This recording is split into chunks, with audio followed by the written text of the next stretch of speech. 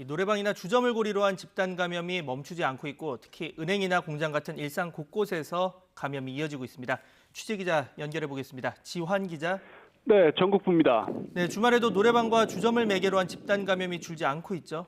네, 그렇습니다. 일단 대전부터 확인해 보겠습니다. 확산이 멈추지 않고 있습니다. 노래방이나 7080 라이브 카페를 매개로 코로나19 확진자 계속 나오고 있는데요. 도우미나 업주, 손님 등 어제 5명 그리고 지난밤 1명이 추가되면서 대전 지역 노래방 8곳과 관련해 지금까지 누적 확진자 26명 나왔습니다.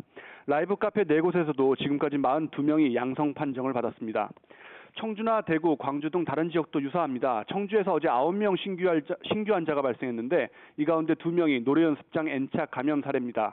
광주 역시 어제 3명이 확진됐는데 2명이 주점 방문 후 감염됐습니다. 대구시의 경우 유흥주점 관련 집단 감염이 3주 이상 이어지고 있는데요. 유흥주점 관련 누적 확진자만 400명에 육박하고 있습니다.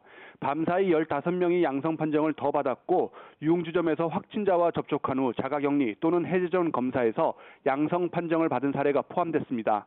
다만 대구의 경우에 확산세가 상당히 수그러든 상태인데요. 일일 확진자 수가 10명대로 내려온 건 지난달 21일 이후 23일 만입니다. 네, 이런 가운데 은행이나 공장처럼 사람들이 많이 몰리는 장소에서도 집단 감염이 확산하고 있다고요? 네, 맞습니다. 지난 금요일 강원도 춘천에서는 NH농협은행 강원 영업부 직원이 확진됐습니다. 영업점 1층 부서가 폐쇄가 됐고 이후 가족과 동료 직원들이 연이어 양성 판정을 받은 뒤 연쇄 감염 조짐이 나타나고 있습니다. 공장도 비슷합니다. 전남 순천 제철 공장에서 9일 이후 종사자 3명과 가족 2명이 감염됐습니다.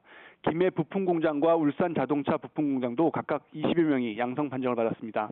경기 안성에서는 농수산물 물류센터인데요. 직원 2명이 더 감염돼 누적 확진자 35명으로 늘었고 외국인 감염도 꾸준합니다. 경남 창녕에서는 외국인 식당을 매개로 감염이 이어지고 있는데요.